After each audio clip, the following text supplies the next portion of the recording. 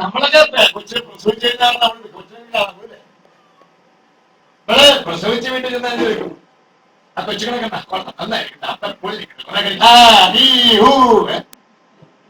നാക്കി കണ്ടി. എന്റെ അയലോക്കത്തിൽ അയിമാതിരിയുണ്ട്. ഈ പേടി അവർ വരണം. ഇവരിങ്ങോട്ട് വന്നവരുടെ അവര് തന്നൊരു കൊല, അവര് തന്നൊരു വാഴ, ആ വാഴ വെച്ച് ചുലച്ച് കിടക്കുമ്പോ ഒരു 10-20 കായുണ്ട്. ആ അപ്പച്ചായുടെ കാ കൊള്ളാലോ. ഈ ഇരിക്കുന്നവരൊക്കെ എന്തൊക്കെ പറഞ്ഞ് എന്തൊക്കെ വീഴും. നിങ്ങളല്ല ഈ ഇരിക്കുന്നവരൊക്കെ വന്ന് ഈ ദാവീദ് കണ്ടുകൊണ്ട് ഒരു പെണ്ണിനെ നോക്കി, അത് കഴിഞ്ഞ് അവളെ വ്യഭിചരിച്ചു, അവന്റെ തകർച്ച. ഇപ്പൊ കണ്ട മോശമാണോ? അപ്പൊ വിശുദ്ധി എവിടെ വരണം? 2 ശമൂവേൽ 11:2 വളരെ വ്യക്തമാണ്. തന്റെ കണ്ണ് ദൈവം മറ്റുള്ളവരെ സ്വഭാവനെ നോക്കാനും സ്നേഹിക്കാനും പൂന്തോട്ടത്തെ ആസ്വദിക്കാനും തന്ന കണ്ണെ പറിച്ചാലോ? അവൻ രാജാവായിരുന്നെങ്കിലും തകർന്നു പോയി. അവൻ ഉപസിച്ചു. കണ്ടോ, അവന്റെ രാജകീയ വസ്ത്രങ്ങൾ മാറ്റി ചാക്ക് കൊടുത്തു, ചാരം പൂശി ഉപസിച്ചു. പക്ഷെ കൊച്ചു മരിച്ചു. അവന്റെ ഉദ്ദിഷ്ടകാര്യം സാധിച്ചില്ല. പലപ്പോഴും നമുക്ക് ഇവിടെ വന്ന് 12 ആഴ്ച വന്നു, 16 ആഴ്ച വന്നു, 8 ആഴ്ച വന്നു, കാര്യം സാധിച്ചില്ലെങ്കിൽ ദൈവം പോണു. എത്ര പേര് പോണു? ഈ അവസാനം വരെ പിടിച്ചേക്കുന്നത് രക്ഷപ്പെടാതിരിക്കുന്ന ഇവിടെ ആര് അവസാനം വരെ വരിക?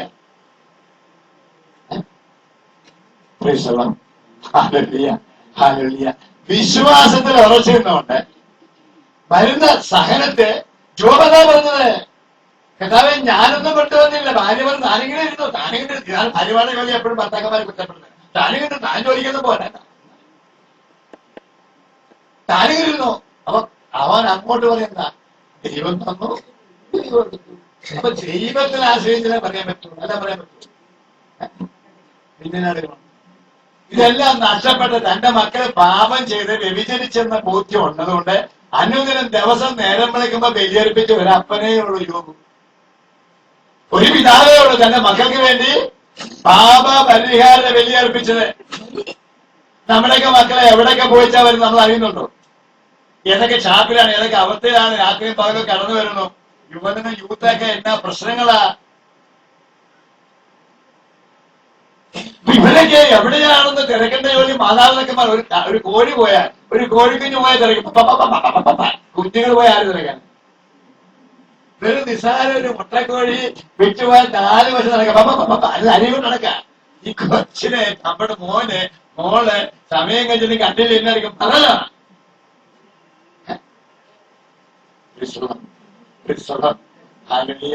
എന്നോടൊരു മോള് പറഞ്ഞത്, അങ്ങനെ ഇരിക്കുന്ന കാണണം. എന്തോ ഒന്നും പറ്റിയില്ല. 7ാം ക്ലാസ്സിൽ പഠിക്കുമ്പോഴാണ് എന്റെ ചേച്ചിയുടെ കല്യാണം. പെട്ടത് ഞാനാ, ചേച്ചിയെ കെട്ടിയത്. അപ്പൊ ഞാൻ ചോദിച്ചു ആരാ മുളച്ചേട്ടൻ? അപ്പൊ ഇതുപോലൊക്കെ ഈ പാപപരിഹാരത്തിലുള്ള അവസ്ഥകളുണ്ട്. അത് എന്നോട് ഞാൻ ചോദിച്ചു കൊച്ചന്റെ അത് ആലുവായാലും വളർത്തി അമ്മമാരെ ഏൽപ്പിച്ചിട്ടുണ്ട്. കർത്താവേ കൊന്നില്ല. അതിനാണ് ഇവരെയൊക്കെ വിളിക്കപ്പെട്ടിരിക്കുന്നത്. ഇങ്ങനെയുള്ളവരെയൊക്കെ നോക്കാൻ പ്രിയമുള്ളവർ ചിന്തിച്ചു നോക്കുക. നമ്മുടെ നോയിമ്പെ നോക്കണം, ഉപവസിക്കണം, മിച്ചം പിടിക്കണം. ആർക്ക് കൊടുക്കും? ആർക്ക് കൊടുക്കും എന്ന് പറ. ഇങ്ങനെ ആരും ഉണ്ടാവില്ല. നമ്മൾ ഈ നോയിമ്പ് 40 ദിവസം എടുക്കുമ്പോ ഇവിടെ പറഞ്ഞ തകർച്ചകൾ തീ കത്തല. ഞാൻ പെരുമാറിന്റെ പുസ്തകം വായിച്ചെന്താ വളരെ തകർച്ചയിലേക്ക് കടന്നു വരുന്നു. പ്രിയരെ തിരിഞ്ഞു നോക്കണം. ദൈവം നിങ്ങളോടാ പറഞ്ഞത്, എന്നോടാ പറഞ്ഞത്, ഇന്നത്തെ തിരുവചനം പറഞ്ഞത്, അല്ലാതെ മറ്റാരോടും അല്ല. പെരുമാറിന്റെ പുസ്തകം ഇന്ന് വളരെ വ്യക്തമായിട്ട് പറയുന്നു, തീ കത്തും, കത്തിക്കും. തിരിഞ്ഞു നോക്കണം.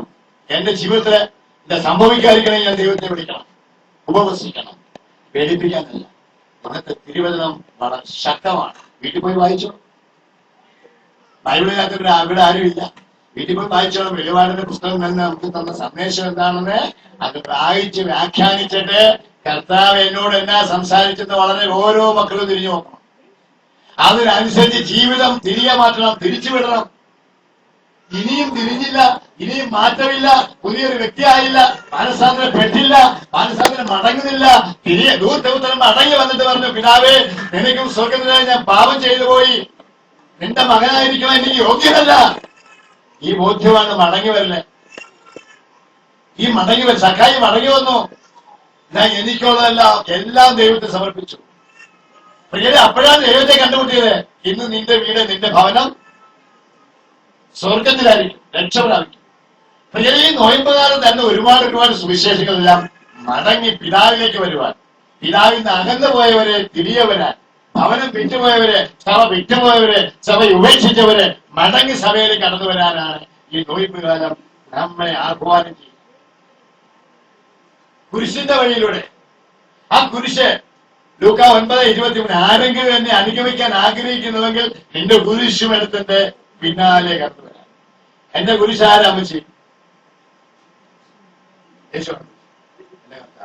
തന്റെ ജീവിതകാലം എന്നെ കുരിശ്. അയ്യോ, അതിന് കിട്ടിയ കാലം പോലെ ഇതാ തിരിഞ്ഞു നോക്കാമേ, പുറത്തോട്ട് പോകാമേ. അതാണ് തന്റെ പാപങ്ങൾ, തന്റെ കുടുംബവും, തന്റെ കുടുംബത്തിൽ. അതാണ് ആരെങ്കിലും എന്നെ അനുഗമിക്കാൻ ആഗ്രഹിക്കുന്നുവെങ്കിൽ നിന്റെ കുരിശും എടുത്തിന്റെ പിന്നാലെ വരാം. ആ കുരിശില്ലെങ്കിൽ, കുരിശില്ലാത്തൊരു ജീവിതമില്ല. കത്തോലിക്ക ജീവിതം കുരിശ് ജീവിതമാണ്.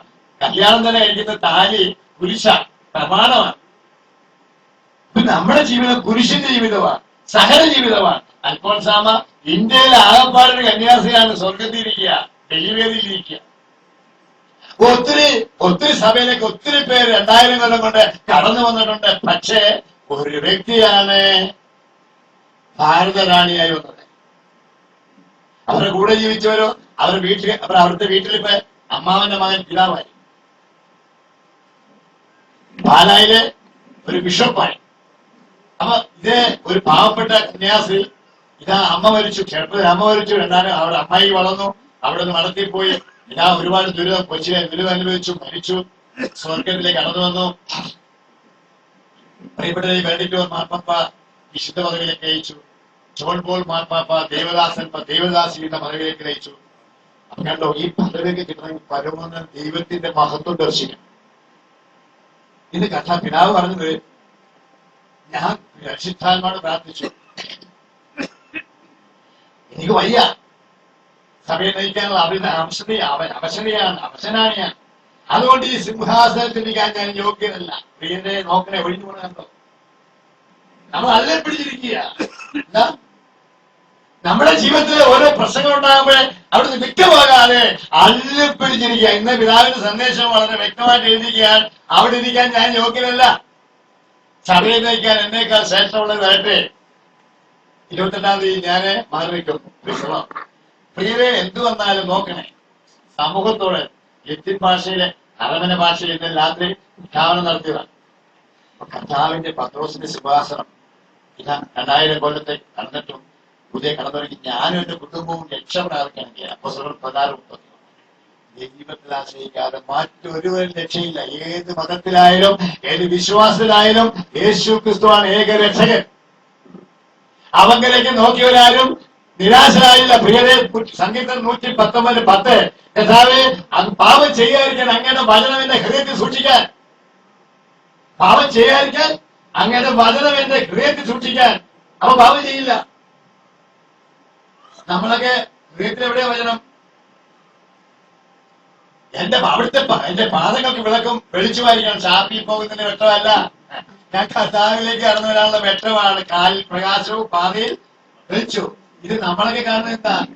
ഷാപ്പിലേക്ക് പോകാനുള്ള വെട്ടമാണ്. അല്ല പ്രിയരെ, പിതാവായ ദൈവത്തിന്റെ ആഗ്രഹമാണ്. സംഗീതം പറയാ, എന്നെ കാണാൻ കടന്നുവന്റെ കാലൊന്നും നമ്മൾ ശരിയല്ലേ? നമ്മൾ നടന്നു പോകുമ്പോഴേ ഒരു തട്ടുപോലും തട്ടുന്നില്ല. ഒരു കുട്ടിയുടെ കാലൊക്കെ പൊക്കിപ്പോയി തന്നെ നമ്മളെ കണ്ടു. ഇത് നമ്മുടെ വൈഭവം കൊണ്ടൊന്നും അല്ലേ, നമ്മുടെ വീട്ടുപേരുടെ ഗുണം കൊണ്ടൊന്നും അല്ല. ദൈവത്തിന്റെ ആത്മാവ് എന്റെ മേലുള്ളത് കൊണ്ടാണ് ഇതൊക്കെ പൊങ്ങി. അല്ലാതെ പിന്നെ എന്റെ വൈഭവം കൊണ്ടാണ്. പിന്നെ ദൈവത്തിന്റെ ആത്മാവെ അതായത് നയിക്കുക, പ്രകാശമുണ്ട്. പാദങ്ങൾക്ക് വിളക്കാണ് നമ്മളെ ഓരോരുത്തരും. നമ്മൾ അറിയുന്നില്ല ഏതെല്ലാം വഴിയോടെ കടന്നുപോയെ, ഏതെല്ലാം അപകടങ്ങളോടെ കടന്നുപോയി. നമുക്ക് വല്ലോ നന്ദി പറഞ്ഞിട്ടുണ്ടോ? ഇത്രയും കാലം മുടിനാരിയുടെ വിടുന്ന് പറഞ്ഞു പോയാൽ ദൈവം അറിയാതിരിക്കുന്നില്ല, വെച്ചുപിടിപ്പിക്കാൻ പറ്റില്ല. എത്ര ചുമ്മാതെ കളയുന്നു അലക്ഷ്യമായിട്ട്. അപ്പൊ ദൈവം തന്നിരിക്കുന്നതൊക്കെ ഒരു വിലയില്ല. ഉണ്ടോ? ജീവന് പോലും വിലയില്ല. ഇന്നലെ മകള് 18 വയസ്സുള്ള മകൾ, 18-20 വയസ്സുള്ള മകൾ വണ്ടി ഇടിച്ച് മരിച്ചു പറഞ്ഞു, എന്റെ കണ്ണ് ആരെങ്കിലും കൊടുക്കണം, എന്റെ കരള് ആരെങ്കിലും കൊടുക്കണം, എന്റെ പാൻകരാസ് കൊടുക്കണം, അങ്ങനെ ചങ്കം കയറുന്ന ഭയങ്കര 3 കോടി രൂപ വിലയുണ്ടെന്നാണ് ഇന്നലെ ഞങ്ങളുടെ അച്ഛൻ പറഞ്ഞത് എന്റെ ശരീരത്തിൽ. അതല്ലേ കൊണ്ട് കൊല്ലുന്നത്. അപ്പൊ അവസാനം പരിക്ക് പറ്റിയപ്പോഴേ ഹാർട്ടൊന്നും ഇല്ലാത്തതുകൊണ്ട് അതൊന്നും കൊടുത്തില്ല. 2 കണ്ണ് മാത്രം എടുത്തു. 2 പേർക്ക് പ്രകാശമായി. അപ്പൊ നമ്മൾ മരിച്ചാൽ ഞങ്ങളുടെ പള്ളിയിലെ കഴിഞ്ഞ ആഴ്ച അവിടുത്തെ പള്ളി പെരുന്നാളിന് ഈ ദാനങ്ങളെ പറ്റി പറഞ്ഞപ്പോഴാണ് ഇതുകൊണ്ട് കുഴിച്ചിട്ടാൽ ആർക്കെങ്കിലും പ്രയോജനമുണ്ടോ? പിന്നെന്ത് ചെയ്യണം? ഇതുകൊണ്ട് ആർക്കെങ്കിലും ഉപകരിക്കുമോ? കൊണ്ട് മണ്ണിനോടിട്ട് അരുതി ചെയ്യാനാണോ? ഇതാ വീണ്ടും ജീവിക്കണോ? നമ്മുടെ KPSC ലളിത പറയാണ്, എന്റെ ഭർത്താവ് വീണ്ടും ജീവിക്കുന്നു 2 പേരിലൂടെ. 2 കണ്ണും 2 പേർക്ക് കൊടുത്തു. എനിക്ക് ആ കണ്ണിലൂടെ എന്റെ ഭർത്താവിനെ കാണാം. നമ്മളൊക്കെ പേടിച്ചിട്ട് അതായത് നമ്മളൊന്നും കൊടുക്കാതെ ദൈവം തന്ന ദാനങ്ങളെ കൊണ്ട് മണ്ണിലിട്ട് കൂടാനുള്ളതാണോ? ആണോ? അപ്പൊ കൊടുക്കാൻ സന്മനസ് കാണിച്ച പരിശുദ്ധാത്മാവ് കടന്നു. ഈ പരിശുദ്ധാത്മാവ് കടന്നു വരുമ്പോഴേ ദാനം കൊടുക്കാൻ പറ്റില്ല. നമ്മൾ ചിന്തിക്കുകയല്ലേ, എത്ര കണ്ടുകൊടുക്കാൻ പിന്നെ അപ്പൊ പിന്നെ ഞാൻ ചർച്ചയിൽമാരുകയാണ്. അപ്പൊ ഇവിടെ വ്യത്യാസം ഇത് വളരെ വ്യക്തമായി. ഇത് എല്ലാ ദിവസവും പത്രത്തിൽ വരുന്നു. കരണില്ല, ചങ്കില്ല, കണ്ണില്ല, മൂക്കില്ല, അങ്ങനെ നിരവധി വൃക്കയില്ല. വൃക്ക ഉള്ളവരെ കൊണ്ട് കുഴിച്ചിട്ട് മൂടുന്നു. പിന്നെ വേറെ കാര്യങ്ങളുണ്ട്. കൊടുക്കുമ്പോൾ നല്ലത് കൊടുക്കും. എന്താ അല്ലാതെ അത് കുടിച്ച് അല്ലാതെ നിരാശനായി വൃക്കയും കളഞ്ഞ് പാൻഗ്രാസും കളഞ്ഞ് കണ്ണും കളഞ്ഞ് കരണം കഴിഞ്ഞ് അടിച്ച് തലേക്ക് തെടുത്ത് എടുത്തോന്ന് വേണ്ട അധികാരം കളിക്കുക. അഥവാ അങ്ങനെ എടുത്താൽ അവനും പോയി പിടിക്കണം. കാരണം ഈ കള്ളുകൂടിയായിട്ട് ചങ്കല്ലേ. അപ്പൊ പിന്നെ അവനെങ്ങോട്ട് പോകും? ഇത് വെച്ച് കഴിയുമ്പോ കണ്ണാണെങ്കിൽ എങ്ങോട്ട് പോകും? ഷാപ്പിലോട്ട് പോകും. അത് വേണ്ട. വളരെ വ്യക്തമാണ്. നല്ല അതെ ജീവിച്ചിരിക്കുമ്പോഴേ സന്മനസ്സുള്ളവർക്ക് ചാകമ്പഴ എടുക്കുള്ളൂ. ജീവിച്ചിരിക്കാൻ പഠിക്കുകയല്ല. അപ്പൊ പത്രത്തിൽ ഒപ്പിട്ട ചാകമ്പഴേ ഉള്ളു. അതുപോലെ തന്നെ ഒപ്പിട്ട് കഴിഞ്ഞാൽ ഈ വീതി വലി, ഈ പാൻപരാഗ്, സിഗരറ്റ് വലി, ഇതൊക്കെ കരളിനെ ബാധിക്കും, ചങ്കിനെ ബാധിക്കും, കണ്ണിനെ ബാധിക്കും. അപ്പൊ ഇതൊക്കെ ഒഴിവാക്കാൻ ഞാൻ ശ്രമിക്കണം. എങ്കിൽ മാത്രമേ ഇത് എഴുതി കൊടുത്തോണ്ട് ഫലമുള്ളൂ. ഈ നോയമ്പ് കാലത്ത് നല്ലത് ചെയ്യാൻ പയ്യേ.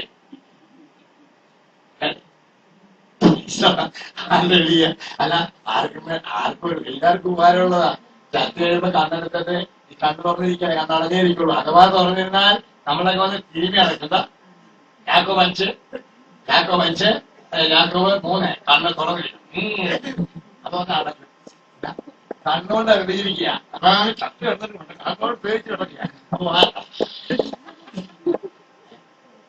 നിരന്തരം നാവുകൊണ്ട് മറ്റുള്ളവര് വേദനിപ്പിക്കും. പ്രായി അത് വായിങ്ങനെ നമ്മൾ കത്താൻ അത് വന്ന് കെട്ടും. അപ്പൊ നീ കിടക്കും. കൈയുണ്ട്, ഇപ്പൊ കാലുണ്ട്. ചാപ്പിലേക്ക് പോയി കാലെ പിടിച്ചു വെച്ച് കെട്ടും. 3-4 കെട്ടുണ്ട് ചത്തി കഴിയുമ്പോൾ പേടിച്ചിട്ടാ. അല്ല വായം കണ്ടത് പറഞ്ഞില്ല. പിന്നെ വരുന്നവരുടെ ഈച്ചയെല്ലാം 4 പൊടിയായി. അപ്പൊ അവിടെയാണ് വചനം പറയുക, ശക്തമായി ദൈവാനുഗ്രഹത്തെ കടന്നു വരുന്നവർക്ക് ഒരിക്കലും ശ്വാസം മൂക്കിക്കൂടെ പോയാണ് വാവിളിക്കുകയില്ല. കണ്ണിക്കൂടെ പോയാലും കണ്ടു തുറക്കും. പക്ഷെ മൂക്കിക്കൂടെ പോകേണ്ടത്. അപ്പൊ ഇത് പ്രാർത്ഥിക്കണം. എന്റെ ആത്മാവ് ജീവൻ നഷ്ടപ്പെടുന്ന ഇതിനെക്കൂടെ ആയിരിക്കണം. ആ പരസ്നേഹത്തിൽ വീഴ്ച ഉണ്ടാകാൻ പാടില്ല. ഈ നോയമ്പുകാലം പരസ്നേഹമാണ്. മറ്റുള്ളവരെ സ്നേഹിക്കാൻ, എന്നെ സ്നേഹിക്കാനല്ല, മറ്റുള്ളവരെ സ്നേഹിക്കാൻ ഞാൻ ആദ്യം പഠിക്കണം. ഫാദർ ഡാമിയൻ ഇതാ കുഷ്ഠരോഗികളെ സ്നേഹിക്കാൻ കടന്നു വന്നു, ശുശ്രൂഷിക്കാൻ കടന്നു വന്നു. ആ മകൻ കടന്നു ചെന്നു. ആ രോഗത്താൽ ആ മകൻ മരിച്ചു. ആരും വിശുദ്ധനായിട്ട് പുണ്യാളനായിട്ട് ആരും മരിക്കുകയല്ല.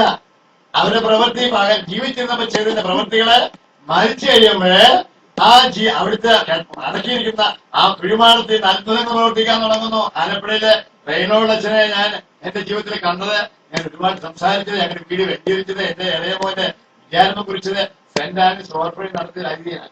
ഇന്ന് ശ്രേഷ്ഠ വൈദികൻ ദൈവദാസമ്പതിയിലേക്ക് ഉയർത്തി. മറിയക്കുട്ടിക്കലെ കേസില് ക്രൂരമായി മറിയക്കുട്ടി കൊന്നതിന്റെ പേരില് ഞാൻ നീതിപീഠം കള്ളക്കേസ് ഉണ്ടാക്കി ശിക്ഷിച്ച്, കൊല്ലം കൊടുത്ത് ശിക്ഷിച്ച്, തൂക്കിക്കൊല്ലാതെ ജീവൻ നിശ്ചിച്ച് അത് വെറുതെ വിട്ട് അച്ഛൻ അനുഭവിച്ച വേദന സഭയ്ക്ക് മാറി നിന്ന് പറഞ്ഞു. അപ്പ സഭ അവിടെ നിന്ന് വേദനിച്ചു. സഭ മാറ്റി നിർത്തി. ഒരു ഡോക്ടറിലൂടെ പിന്നോ പ്രവചിക്കുന്നോട്ടെ കോട്ടയിലെ പനകേസിന്റെ മുമ്പില് യഥാർത്ഥ വൃത്തിയായിട്ട് ധ്യാനം കൂടി കൊണ്ട് അച്ഛൻ പറഞ്ഞു, ഇവിടെ ഇരിക്കുന്ന ഒരാളെ ഒരു വൈദികനെ വേദനിപ്പിച്ച വ്യക്തിയെ കൊണ്ടു. പെട്ടെന്ന് ഇയാൾ പറഞ്ഞു, ഞാനാ എന്റെ മക്കൾക്ക് മന്ദബുദ്ധി. കണ്ടോ ശിക്ഷ കണ്ടോ? ഒരു വൈദികൻ എന്റെ അഭിഷേകത്തെ തൊട്ടുപോകരുതെന്ന ആ കള്ളക്കേസ് കുട്ടിക്ക് ശിക്ഷിക്കുന്ന രീതി ഞാൻ മിണ്ടിയില്ല.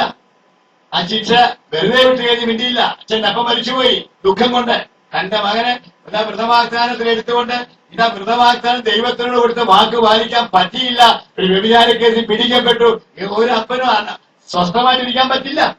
മരിച്ചുപോയി, അറ്റാക്ക് വന്നു. പക്ഷെ ധ്യാനമന്ദിരത്തിലെ പരിശുദ്ധാത്മാവ് പ്രവചിച്ചപ്പോഴേ ഓടിച്ചെന്ന് പറഞ്ഞു ഞാനാണ്. അവർ ധ്യാനം കഴിഞ്ഞ് പോയി അച്ഛനോട് ക്ഷമിക്കാൻ പറഞ്ഞു. ധ്യാനം കഴിഞ്ഞ് അച്ഛൻ തോട്ടക്കാട്ട് വേണ്ടി വിശ്രമിക്കുകയാണ്. അച്ഛൻ വച്ചു ഞാനാണ് മറിയപ്പെട്ടിട്ടുള്ളത്, ഞാനാണ് എളുപ്പം അനുസരിച്ച് മറിയപ്പെട്ടിട്ടുള്ളത്. അച്ഛന്റെ ലോകം മുട്ടിക്കാനും അച്ഛന്റെ കുശലിക്കെല്ലാനും ഞാനാണ് ആളയച്ചില്ല. ഇന്ന ആൾക്ക് വേണ്ടിയായിരുന്നു, മറ്റൊരു വ്യക്തിക്ക് വേണ്ടിയായിരുന്നു. പക്ഷെ അനുഭവിക്കുന്നത് ഞാൻ അച്ഛൻ. എന്റെ പിതാവെല്ലാം മന്ദബുദ്ധിയായിരുന്നു. അച്ഛൻ പറഞ്ഞു പിതാവിന്റെ നാമത്തിൽ ഞാൻ ക്ഷമയോട് അച്ഛൻ മരിച്ചു. അച്ഛനും ദൈവദാസനാണ്. ഏറ്റവും എത്ര പെട്ടെന്ന് ദൈവദാസ പദവിയിലേക്ക് ഉയർത്തിയ ഒരു വൈദികൻ ലോകത്തില്ല. കാരണം സഭയ്ക്ക് വേണ്ടി പീഡനമേറ്റത്, രക്തസാക്ഷിയായത്. ഏറ്റുമാനൂര് അച്ഛൻ ഇടവപ്പള്ളിയില് ഇതാ ആ അൽത്താരയില് കല്ലറയിൽ ഉയർത്തി കാണിച്ചുകൊണ്ട് ഇതാ ലോകത്തുള്ള സകലരും അച്ഛൻ നിന്ദിക്കപ്പെട്ടു. സഭ പോലും വീട്ടുകാര് പോലും നിന്ദിക്കപ്പെട്ടു. നോക്കാത്ത അച്ഛനെ സഭ ഉയർത്തിക്കൊണ്ടുവന്ന് ബെനഡിക്ട് അച്ഛനെ, ആ അച്ഛന്റെ പേര് മരിച്ചച്ഛന്റെ പേര് ബെനഡിക്ട് ഓണങ്ങളൊന്നാണെങ്കിൽ ഇതാ വിശുദ്ധ പദവിയിലേക്ക് ഉയർത്തുന്നത് ബെനഡിക്ട് അച്ഛനാണ്, പിതാവാണ്. ചെന്ന് നോക്കണം. ഞാൻ അച്ഛനെ ജീവനോട് കണ്ടിട്ടുള്ളതാണ്, പരിചയപ്പെട്ടുള്ളതാണ്. ഞാൻ എന്നെ പഠിക്കാൻ പോകുമ്പോഴേക്കും പള്ളിയിൽ കയറുന്നതാണ്. പക്ഷെ അച്ഛനൊരു പെണ്ണിനെ നോക്കിയില്ല. കാരണം അച്ഛൻ നല്ല കാണുന്നതാണ്. ഒരു പെണ്ണിനെ അച്ഛൻ നോക്കിയില്ല. അച്ഛൻ പെണ്ണുങ്ങൾ ഇങ്ങോട്ട് നോക്കണ വെളുത്തത് കിട്ടെ. അപ്പൊ ഇവിടെ അച്ഛൻ ഞാനോട്ട് നല്ല പരിചയമാണ്. അപ്പൊ അങ്ങോട്ട് നോക്കാൻ ആരും പോയില്ല. ആ അച്ഛനെയാണ് അവസാനം ഇങ്ങനെ ആക്കി ദൈവ കൃപ നിറഞ്ഞുകൊണ്ടിരുന്ന അനേക തിരികൾ കത്തിച്ചുകൊണ്ട് സ്വർഗം സ്വന്തമാക്കുന്നു. നമുക്കും വിശ്വാസത്തിന്റെ ആവശ്യങ്ങളുണ്ട്. ഈ നോയമ്പ് കാലം സഹനകാലം, സഹനത്തിന്റെ അപ്പൊ സഹിക്കുക. പീഡനങ്ങളെ കാലഘട്ടം ഇനി ഉണ്ടാകണമെന്ന് അറിയാമോ? അതിക്രൂരമായ പീഡനങ്ങളാണ്. മത്തായി 24 വരെ മനുഷ്യനെ തന്നെ പിടിച്ചു നിന്നും ആഹാരത്തിന് ഒരു നെട്ടോട്ട് ഓടും. വെള്ളമില്ല, വെളിച്ചമില്ല. ഇതൊന്നും സർക്കാർ വിചാരിച്ചാൽ കിട്ടത്തില്ല. വേറെ മഴ വയ്ക്കാൻ സർക്കാരിന്റെ പേരുണ്ടോ? പിന്നെ നമ്മള് പ്രാർത്ഥിക്കണ്ട, അവര് പ്രാർത്ഥിക്കും. അതിന് വന്നാന്ന് പറഞ്ഞ ഈ മന്ത്രിസഭ വന്നാന്ന് പറഞ്ഞു മുല്ലപ്പെരിയാർ പൊട്ടി, എല്ലാരും കൂടെ മുല്ലപ്പെരിയാർ പൊട്ടി. അപ്പൊ പിന്നെ ഭരണം സംഭവിച്ചു. എല്ലാരും അങ്ങോട്ട് ഓടി, വെള്ളം വെള്ളം വെള്ളം വെള്ളം. ഒരു കൊല്ലം കഴിഞ്ഞിട്ട് പൊട്ടിയില്ല. കർത്താവെന്ന് പറഞ്ഞു ഇവിടെ ഞങ്ങൾ പ്രാർത്ഥന പറഞ്ഞു പൊട്ടിയല്ല, വെറുതെ പിന്നെ നമുക്ക് തിരുത്താൻ പറ്റും. വീണ്ടും ഇപ്പൊ പറഞ്ഞ ഇപ്പൊ കഴിഞ്ഞ നിയമസഭ വെള്ളം വെള്ളം ഞാൻ തടയിടാൻ പോണേ. മന്ത്രിക്ക് ഇതൊക്കെ പറയാൻ പറ്റും. ദൈവത്തിൽ ആശ്രയിക്കുന്ന ആരാ പറയാ? നമുക്കൊന്ന് പ്രാർത്ഥിക്കാന്ന് പറയുന്ന ആരാ? നമുക്ക് ഒരുമിച്ച് പ്രാർത്ഥിക്കാം. കേരള ജനങ്ങൾ പറയാം നമുക്ക് വെള്ളത്തിന് വേണ്ടി, മഴയ്ക്ക് വേണ്ടി ഒരു ദിവസം ഉപവാസം എടുത്ത് പ്രാർത്ഥിക്കാൻ ഒരാൾ തയ്യാറായിക്കേ. അപ്പോഴല്ലേ വേണ്ടത്, അപ്പോഴാണ് മഴ പെയ്യുക. ഇന്ന് എന്റെ വീട്ടില് സിറ്റൗട്ടൊക്കെ വാർത്ത്. അപ്പൊ ഞാൻ വൈകിട്ട് IMS വരുമ്പോഴേ മഴ ലക്ഷണമാണ്, വാർത്തയെല്ലാം. അപ്പൊ ഞാൻ IMS വിളിച്ചു. ഇന്ന് മഴ പെയ്യരുത് പ്രീത്തോളം, കാരണം എന്റെ സിവിന്റെ കാലത്ത് പോയത്. അപ്പൊ ഞാൻ മാറി ഇന്ന് പ്രാർത്ഥിച്ചിട്ട് ഞാൻ മരുന്നൊരു കാരണം സെറ്റാകണം. ശരിയ കാര്യമൊന്നുമില്ല, ഇല്ലായ്മയെന്ന് ഉണ്ടായതാണ്. അപ്പൊ അത് സെറ്റായി മഴയത്ത് പോയാൽ ഞാനെന്നാണ് പ്രാർത്ഥിച്ചു. പക്ഷെ ഇന്ന് ഞാൻ പോരുന്നവരെ പെയ്തില്ല പ്രീത്തോളം. ഹല്ലേലൂയ. അപ്പൊ ദൈവം നമ്മുടെ പക്ഷത്താണ്. ആരെതിർക്കും? ദൈവം എന്റെ പക്ഷത്താണെങ്കിൽ ആരെതിർക്കും? ആരും എതിർക്കില്ല. അപ്പൊ നമ്മള് സഹനത്തിലൂടെ ഈ തപസ് കാലം, തപസ് വളരെ വ്യക്തമാണ്. നല്ല നല്ല നല്ല സാരി, നല്ല ഷർട്ടും കൊണ്ടുവന്നിട്ടല്ല കാര്യം. കുത്തിക്കാരൻ കപ്പുച്ചത് കണ്ടു, ഭയങ്കര ചൂടാണ് ആ വസ്ത്രത്തിൽ. ആ വസ്ത്രം ഇടുന്നതിന്റെ എന്തിനറിയാം? ഈ നേരത്തെ പോലെ മറ്റു വിചാരങ്ങളൊക്കെ മാറാന്, വളരെ വ്യക്തമാകാൻ, ഉപവസിക്കുമ്പോഴും പ്രാർത്ഥിക്കുമ്പോഴൊക്കെ ചൂട്, പാന്റ്, ഷർട്ട്, ലോക ഇതൊക്കെ ചൂട് കമ്പിളിയാണ്. ഇവിടെ പിതാവ് പറയാണ്, ഞാൻ പ്രാർത്ഥിക്കാൻ ചെന്നപ്പോഴേ 5 ഉടുപ്പിട്ട് അത്ര കൊടിയ തണുപ്പാണ് ഇപ്പൊ ചൂടെന്ന് പറഞ്ഞത്. അവിടെ പിതാവ് റൂമിൽ ചെന്നിട്ട് അകത്തോടെ കയറാൻ നിവൃത്തിയില്ല. കമ്പിളി ഉടുപ്പിട്ടിട്ട് പഴുത്തു. അതിന് മാത്രം സഭാപത്രങ്ങളും എല്ലാം ഇട്ടിട്ടും പെർപ്പറ്റിട്ട് വയ്യ. കാരണം കേരളക്കാരൻ ഇവിടെ വ്യത്യാസം. അവിടെ അതുകൊണ്ട് എവിടെയൊക്കെ പോകുന്നത് അവിടുത്തെ നമ്മൾ നല്ല കാലാവസ്ഥയിൽ ഇവിടെ യാത്ര ചെയ്യുള്ളൂ എന്ന് പറഞ്ഞുകൊണ്ട് ദൈവം കുരിശിൽ തൂങ്ങി മരിക്കുക, യേശു രക്ഷകനായി. ആ രക്ഷ ഞാനും നിങ്ങൾ അനുഭവിക്കും. നമ്മൾ വെറുതെ കുത്തിരിക്കാനുള്ള ഇല്ലാത്ത യേശു ആഗ്രഹിച്ചാൽ എല്ലാവരും യേശുവിനെ സ്വന്തമാക്കാൻ പറ്റും.